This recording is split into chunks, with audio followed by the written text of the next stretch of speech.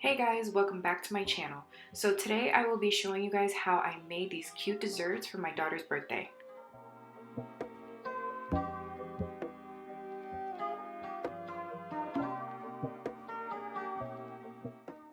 Alright, let's get started.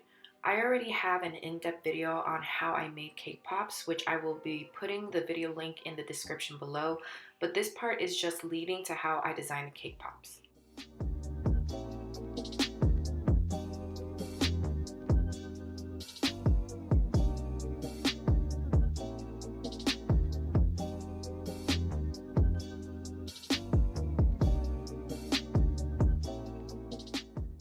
Make sure your cake pops have a Play-Doh type consistency like I'm showing you here. If not, they won't stay on the stick and they'll fall apart. I used a tablespoon to scoop up the cake mixture and wanted my cake pops to be a little bigger this time. So I scooped up about a tablespoon and a half of cake. Just be careful to not scoop up a lot because they'll be too heavy and will fall off the stick when dipping it in the chocolate. Rolling these into a ball is so tedious and time consuming, especially since I'm a perfectionist. I take my time to try and make them into a perfect ball. Now, if you're noticing that you have cracks on your cake pops while rolling, that means you need to put a little more frosting in the mixture so they can be smooth and solid.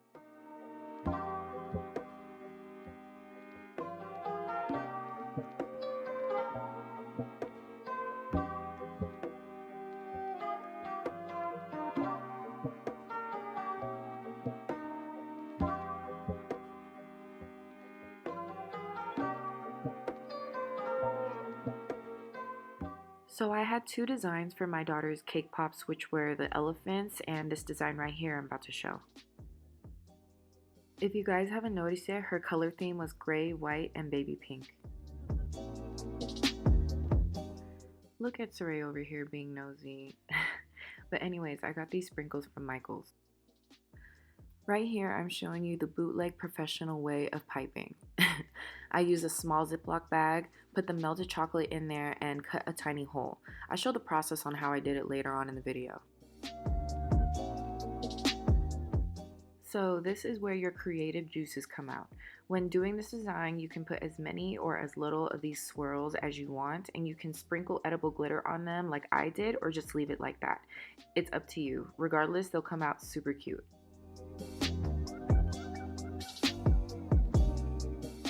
Make sure when doing the swirls to always keep it moving by twirling the cake pops and to not pause in one spot, because it will look more like a blob instead of effortless swirls.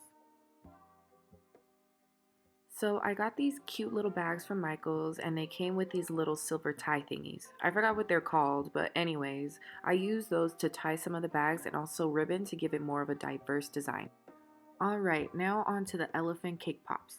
To make the trunk, I used the black chocolate circles. I used my Christmas cookie cutter because it has that curve on there to cut the chocolate, but you can use those silver tubes that people use to pipe on cakes if you know what I'm talking about.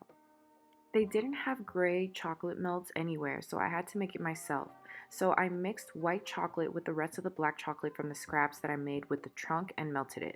I also used these caramel crystals to help make the chocolate have more of a water consistency for easier dipping. So now onto the feet. I bought the smallest marshmallows I can find and cut them in half. I then dipped the tip of the marshmallow in the chocolate and placed it on the bottom of the cake pop. Make sure to have enough room for the other 3 pieces of marshmallow.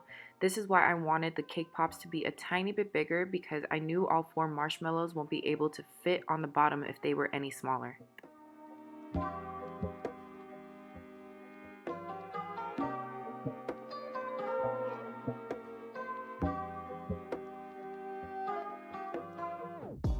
For the trunk, I dipped one side of it in the chocolate and carefully stabbed it in the cake pop. And this is what it's looking like. It's forming into a cute baby elephant. Then I placed it in the fridge for about 3 minutes to help the chocolate harden before dipping. Alright, so this is my confession. This was my first time ever making elephant cake pops, and when I was dipping these, I was legit holding my breath. I am not lying to you. But they came out better than I expected, and I am beyond proud.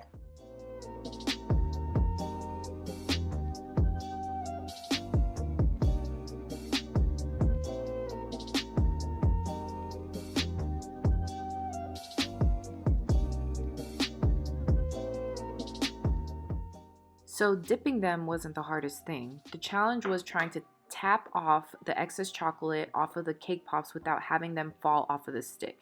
This part took forever, and I think I took about a good minute and a half to almost two to try and drip off as much excess chocolate as I can.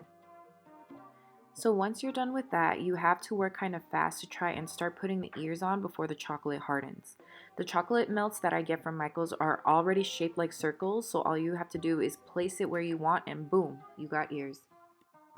So this part is optional, but I saw this on Pinterest and I wanted to copy it. I got these edible hearts at Michael's as well and put it on the tip of the trunk. By then the chocolate was already dried up, so I had to dip the heart in the chocolate and hold it to the tip of the trunk until it semi-dries. I didn't record me putting on the eyes, but all you do is use that bootleg piping method and dot the eyes on the elephants and you're all done. Alright, now onto my chocolate popcorn. This is pretty easy. All you do is get kettle corn because it's already sweet from your local grocery store, pop them in the microwave, and wait till they're cooled down before putting it in a bowl. To get an even coat of chocolate, I put the popcorn in a little bit at a time and pour the melted chocolate in between and then just mix it up.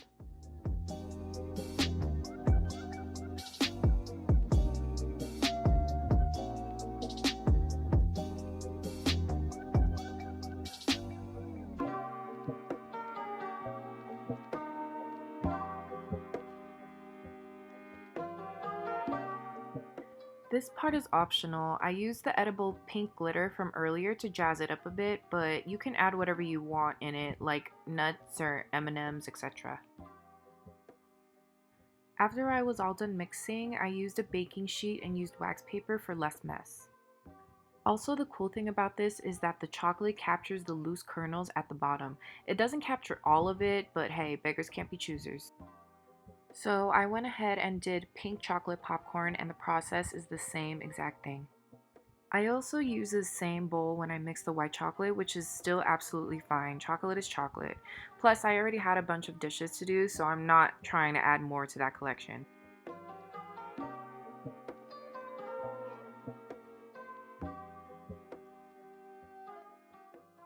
Once all of the chocolate has hardened, I put both the white and pink chocolate back in the bowl and just mix it all up.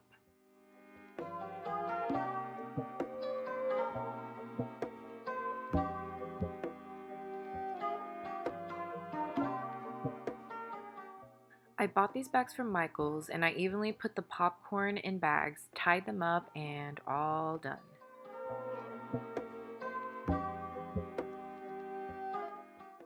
Last but not least, my chocolate strawberry tower. I got these styrofoam blocks at the Dollar Tree to help stand the strawberries up once I'm done dipping so I won't get that flat look if I laid them down. After I melted the chocolate, I decided to cut the cup down since these cups were pretty tall and it would be an easier dipping process. This design is the easiest one.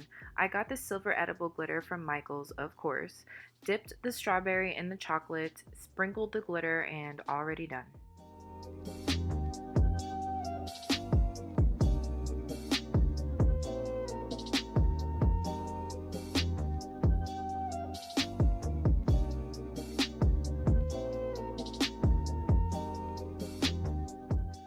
So this is how I did the bootleg piping. I took a Ziploc bag, used a cup to place the bag in position, poured the melted chocolate in there, and zipped it about 95% up.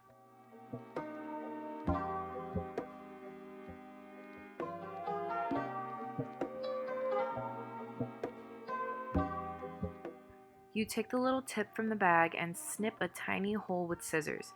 Make sure you run the chocolate down a bit on a napkin or foil to get the flow started and you can start your design.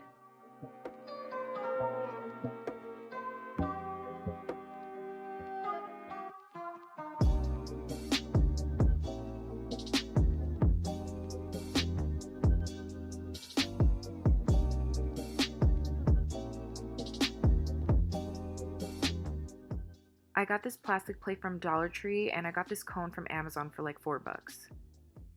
Next, I put a good amount of chocolate on the bottom of the plate and placed the cone on top to hold it in position. I bought these flowers from my local grocery store, cut off the stem, and used toothpicks to stick to the bottom. That's how I got the flowers to stick on the styrofoam.